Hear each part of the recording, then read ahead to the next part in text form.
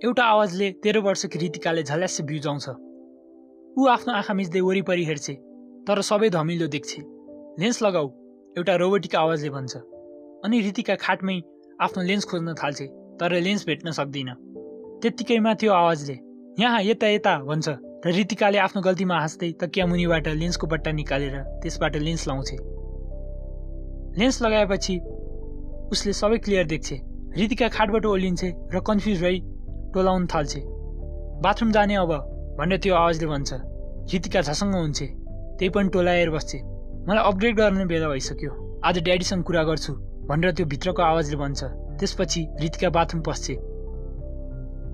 रितिकालाई command दिइरहेको त्यो आवाज ब्रेन प्लस प्लसको हो। ब्रेन प्लस प्लस रितिका साथै थुप्रै मानिसले लाउने टेक्नोलोजी हो। यो एक आर्टिफिसियल इन्टेलिजेन्स सिस्टम हो। यसले ब्रेनकै सप्लिमेन्टको रूपमा काम गर्छ। यसमा सुरुमै मेरो नाम के हो, म कति वर्षको भएँ, मेरो लाइफको गोल के हो, मैले कोसँग कसरी बोल्नुपर्छ भनेर प्रोग्राम गरिएको हुन्छ। यसले त्यो बेसिक बाहेक इन्टरनेटमा भएको सबै कुरो र मान्छेको सेन्स अर्गानबाट आउने सबै कुरोको इन्फर्मेसन लिन सक्छ र आफ्नो मेमोरीमा स्टोर गर्छ। यसबाट जेनेरेट हुने इलेक्ट्रिक सिग्नलले दिमागको रगतको वाहसँग स्मार्टली खेली कुन बेला के गर्नुपर्छ, के गर्नुहुन्न भनेर डिसाइड गर्छ र भोइस सिस्टमबाट कमान्ड पनि दिन्छ। यसले कम्प्लेक्स म्याथ र क्रिटिकल थिङ्किङ सजिलै गर्न सक्छ। रितिकाले यो लगाएको 2 महिना भयो। पढाइमा निकै कमजोर भयो भनेर उसको परिवारको फाइनेन्सियल कन्डिसन त्यति स्ट्रङ नभए पनि रिस्क लिएर उसलाई ब्रेन प्लस प्लस लगाइदिएका हुन्छन्। रितिका भान्सामा पुग्छे। उसको बा आफ्नो ग्याजेटमा समाचार पढ्दैछन्। आमा भने पकाउँदैछिन्। ऊ सिधै बुवातर्फ जान्छे र भन्छे, ड्याडी यो अपग्रेड गर्ने बेला भयो। रितिकाको आवाज सुनेपछि न्युज हेर्न छोडेर बुवा रितिकातिर हेर्छन् र दिक्क मानेर सोध्छन्, यति छिटो? अस्ति भर्खर गरेको होइन? रितिका हाँस्दै भन्छे, कहाँ अस्ति भर्खर, 3 हप्ता भइसक्यो। त्यो सुनेर उसको बुवा रिसाउनै लागेका हुन्छन् कि आफूलाई सम्हालेर सोध्छन्, कति टाइमभित्र गर्नुपर्ने हो अपग्रेड? 3 दिनभित्र नि, नत्र तपाईँले थाहा नै छ नि मैले नयाँ इन्फर्मेसन तान्न सक्दिनँ भनेर। थाहा छ भन्दै बुवा चिच्याउँछन् र जुरुक्क उठ्छन्। बुवा रिसाएको चाल पाएपछि रितिकाले भन्छे, नेपालको आन्दोलन सफल हुने छैन।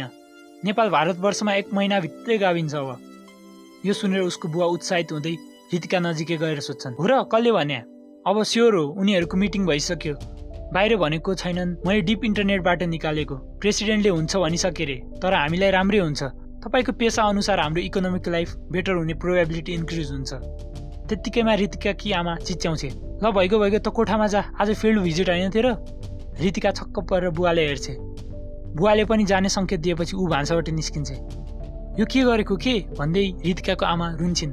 यो मेरो छोरी नै होइन, के भन्छे यो भनेर बुवाले भन्छन्। यस्तै थिर मेरी बिचारी छोरी, यो के कुरा गर्दैछ आज? आमाले भन्छन्, यसलाई स्मार्ट भन्छ, देखेनौ कसरी हामीले थाहा पाउन नसकेको कुरो थाहा पाइरहेछे? स्कुलमा अरूभन्दा कम छैन। यसले पनि अब अरू जस्तै फुल मार्क्स ल्याउँछे। बस 2-3 जनाको मात्र छैन यसको क्लासमा ब्रेन प्लस प्लस। बुवा हाँस्दै जवाफ फर्काउँछन्, चाहिएको छैन स्मार्ट छोरी, मलाई मेरो पुरानो छोरी चाहियो, अरू कुरो थाहा छैन। आमाले रुँदै भन्छन्, अनि केही नगर्न सक्ने गोज्याङ्ग्री छोरी पालेर बस्ने हामी सधैँ, पछि हामीलाई नै बोझ हुन्छ भनेर बुवाले भन्छन्। रितिका भने भित्र आफ्नो कोठामा सबै सुनेर बसिरहेको हुन्छ।